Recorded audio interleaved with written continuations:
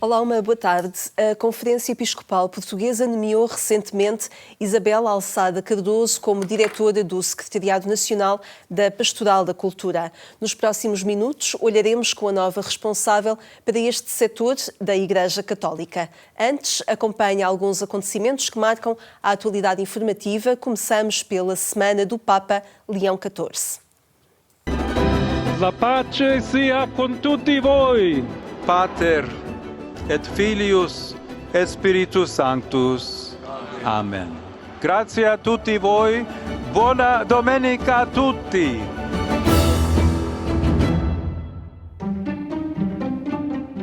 O Papa viveu um domingo especial com um ciclo de celebrações na capital italiana no âmbito do início do pontificado, que incluiu a passagem pelo Capitólio e a tomada de posse da cátedra do Bispo de Roma na Basílica de São João de Latrão. A titolo speciale, oggi posso dire che per voi e con voi sono romano.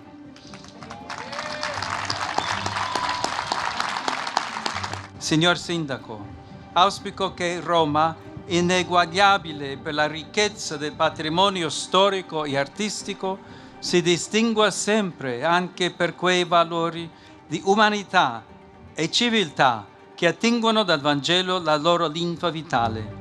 Con questi sentimenti imparto la benedizione apostolica su questa città e su tutti i suoi abitanti. Grazie. Vivere la nostra fede, specialmente durante questo anno del Giubileo, cercando la speranza, però cercando di essere noi stessi testimonianza che offre la speranza al mondo. Un mondo che soffre tanto dolore per le guerre, la violenza, la povertà. Ma a noi cristiani il Signore ci chiede di essere sempre questa testimonianza viva, vivere la nostra fede, sentire nel nostro cuore che Gesù Cristo è presente e sapere che Lui ci accompagna sempre nel nostro cammino. Grazie a voi per camminare insieme. Camminiamo tutti insieme. Contate sempre con me che con voi sono cristiano e per voi vescovi. Grazie a tutti.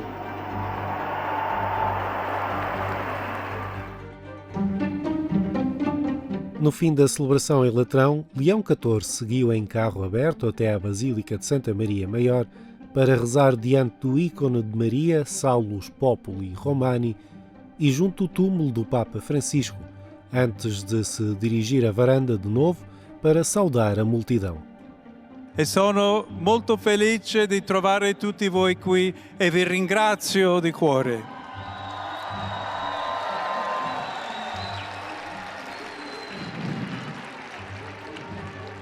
Ringrazio tutti coloro che lavorano in questa basilica, i due cardinali che mi accompagnano questa sera, tante persone che sono dedicate ad aiutarci a vivere la nostra vita di preghiera, di devozione, soprattutto che ci aiutano a avvicinarci alla Madre di Gesù, la Madre di Dio, Maria Santissima. È una bellissima opportunità per rinnovare questa devozione a Maria, Salus Populi Romani, che ha accompagnato tante volte il popolo di Roma nelle sue necessità. Chiediamo a Dio, per intercessione della sua Madre, che benedica tutti voi, le vostre famiglie, i vostri cari, e ci aiuti a tutti a camminare insieme nella Chiesa, uniti come l'unica famiglia di Dio.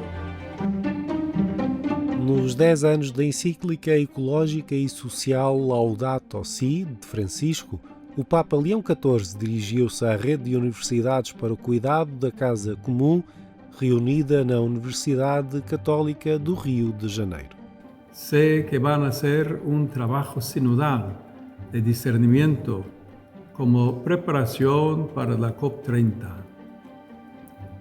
Van a reflexionar juntos sobre una posible remisión entre la deuda pública y la deuda ecológica.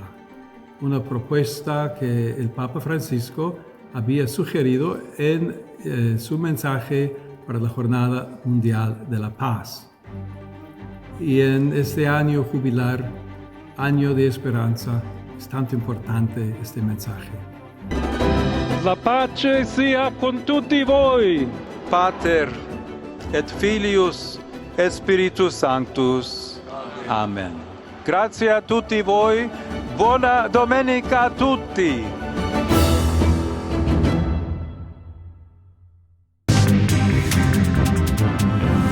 Um estudo sobre a realidade familiar foi apresentado em Fátima no Congresso Internacional do Instituto Secular das Cooperadoras da Família. Foi perante uma plateia no Centro de Estudos de Fátima que o padre Eduardo Duque apresentou os resultados do estudo A Família na Sociedade Contemporânea. As conclusões do inquérito promovido pela Universidade Católica Portuguesa, onde leciona, e o Instituto Secular das Cooperadoras da Família revelam as transformações nas relações e valores familiares na sociedade portuguesa.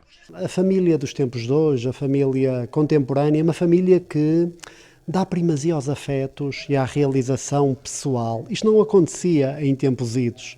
A família não estava voltada para a realização pessoal, mas muito mais para a vontade de uma comunidade que era importante e que hoje, de facto, aquilo que se valoriza é esta dinâmica pessoal, individual. Também, contrariamente a antigamente, e isso está muito bem plasmado também nestes dados, em que a família antigamente era profundamente hierarquizada. E nós temos hoje uma família cujas relações são relações horizontais, relações democráticas e relações negociadas. Quer dizer que hoje o pai, mãe, filhos, etc., têm que negociar as próprias decisões. Já não podem ser impostas porque não são reconhecidas. Também a alteração na composição da família sobressaiu nas respostas do questionário aplicado a mais de 3.600 pessoas de norte a sul do país.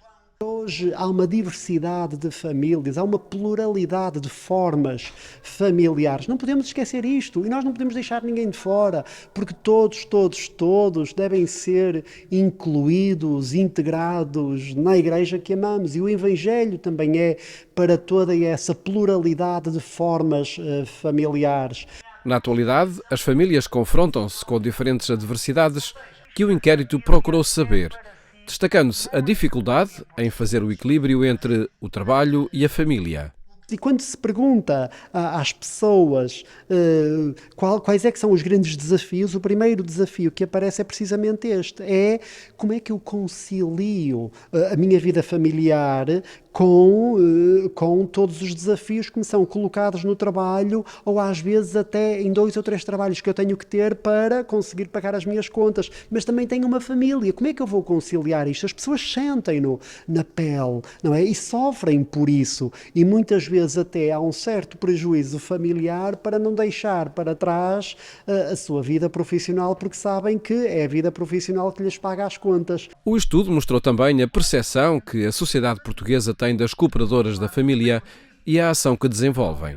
As cooperadoras fazem um grande trabalho, um grande trabalho nas comunidades e um trabalho que lhes é reconhecido. E este reconhecimento advém-lhes primariamente a partir das paróquias, ou seja, elas são mais conhecidas, isto é, quando se pergunta às pessoas como é que elas são mais conhecidas, onde é que as pessoas tiveram conhecimento delas, foi exatamente a partir das estruturas paroquiais, o que quer dizer que as estruturas paroquiais são de facto importantes, mas não só. Depois elas também são conhecidas pela educação e pela formação que fazem, o que é extraordinário.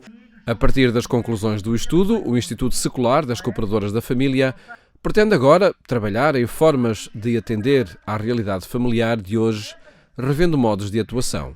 O que é que vamos fazer? Nós vamos pegar nisto, como nós estamos a trabalhar, portanto nós não vamos partir do zero, mas se calhar isto vai nos levar a rever algumas posturas face à nossa ação junto da família, a forma e sobretudo também encontrar estratégias, não sei bem, mas mais ou menos estratégias que nos levem a dentro desta realidade concreta que os jovens sentem da família, que as próprias famílias vivem como transformação, encontrar aqui se calhar estratégias diferentes de chegar lá.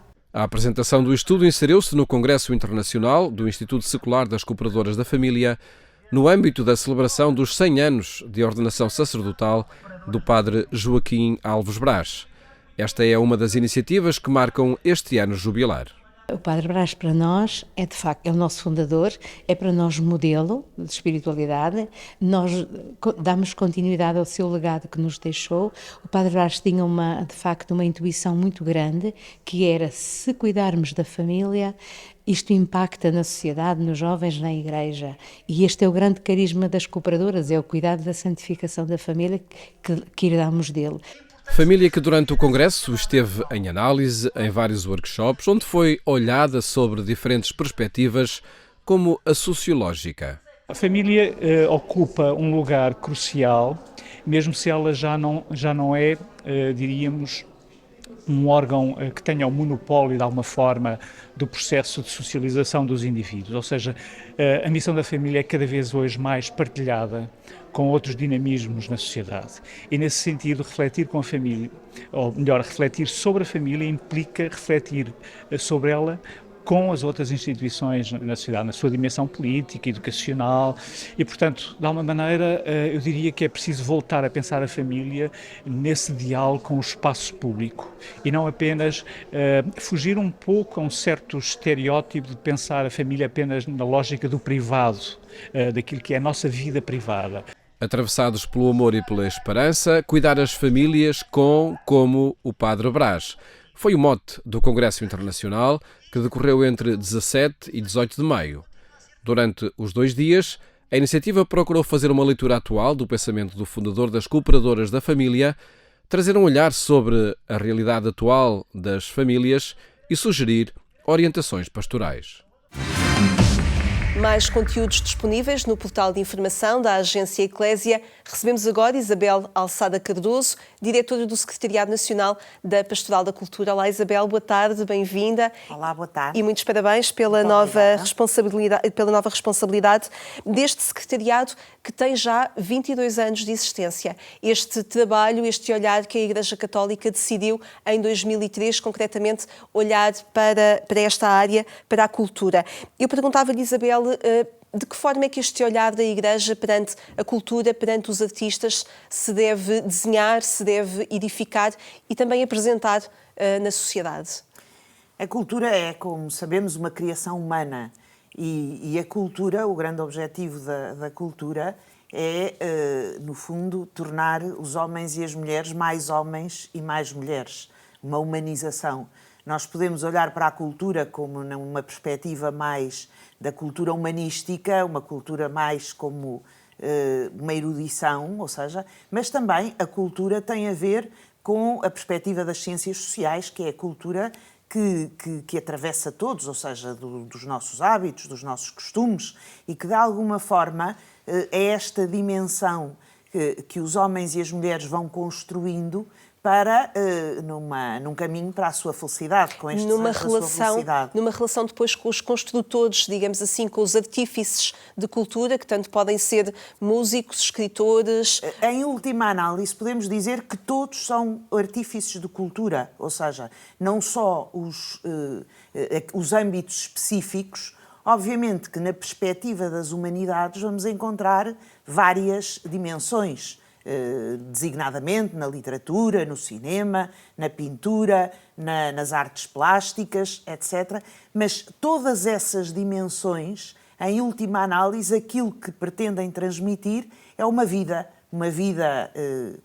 e no campo desta relação do cristianismo com a cultura, ou de fé e cultura, se quisermos dizer de outra forma, é no fundo esta tradução de uma vida cristã, dos valores cristãos, ou seja, e quais são os valores cristãos? Os valores evangélicos que Jesus, no fundo, nos ensina através dos seus evangelhos e que, na ação e na expressão cultural dos homens e das mulheres, de alguma forma produzem, se pudermos dizer assim, cultura que é não só para um consumo interno, mas também uma cultura que é oferecida a todos e que, se nós olharmos... Que é ponto de diálogo. E que é ponto de diálogo, de concórdia, fator de paz, etc. Portanto, o cardeal Tolentino Mendonça, apresentando um encontro recente que ainda o Papa Francisco teve com artistas, chamando ao Vaticano em junho de 2023 uma série de artistas para com eles conversar.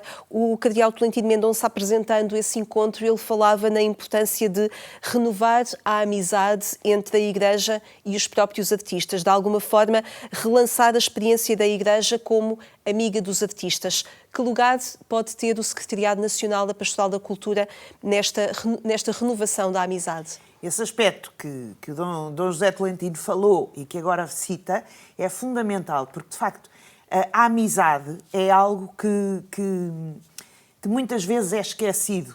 Se nós pensarmos na cultura latina clássica, por exemplo, Cícero e tantos outros, a amizade era um ponto absolutamente fundamental.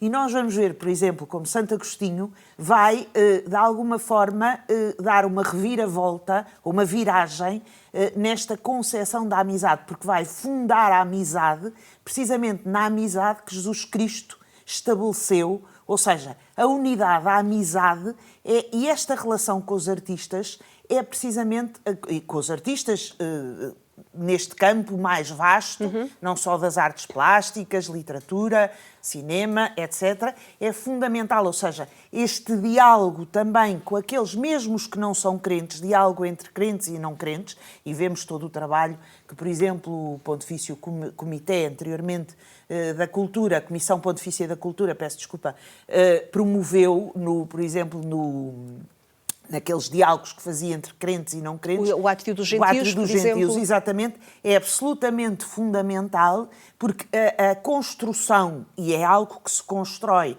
da amizade, assenta no diálogo, na paz, na concórdia, na escuta, a importância da escuta, porque muitas vezes, e o Papa Leão XIV, no encontro que faz com a Fundação Centésimos Anos, vai referir isso, a importância da escuta muitas vezes abre perspectivas novas que introduzem novidade e que permitem precisamente este estreitar de laços e este estreitar da própria amizade premiada por esta perspectiva, por estes valores evangélicos que Jesus Cristo nos propôs. Vamos perceber a pouco e pouco aquilo que o Papa Leão XIV irá também propor nesta área. Isso, inclusivamente, o cardeal Tolentino Mendonça continuará à frente do Dicastério da Educação e da Cultura. No entanto, nós recentemente ficávamos marcados também por iniciativas que o Papa Francisco tinha, nomeadamente este Encontro dos Artistas em junho de 2023 e também, por exemplo, ter chamado os humoristas ao Vaticano. São traços que poderão inspirar aquilo que pode ser também a ação da Pastoral da Cultura em Portugal? Sim, nós vemos que desde Paulo VI, o Papa Paulo VI, que tem aquele encontro com os artistas, nós vemos que depois o Papa João Paulo II, depois o Papa Bento XVI, ou seja, esta relação com os artistas tem sido uma relação aprofundada. Porque a cultura é uma dimensão antropológica fundamental. E isso nós podemos, por exemplo, voltar ao Concílio Vaticano II e à Gaudium et Spes, que tem um capítulo inteiro precisamente sobre esta questão da cultura e como esta dimensão antropológica fundamental é os homens e as mulheres não vivem sem cultura, porque a cultura faz parte desta sua relação com a realidade. O próprio Jesus Cristo entrou na história numa geografia concreta, numa cultura concreta, que depois isso influenciou, por exemplo, as espécies que se usam na Eucaristia, etc. Portanto, perceber que a cultura é algo que não podemos dispensar.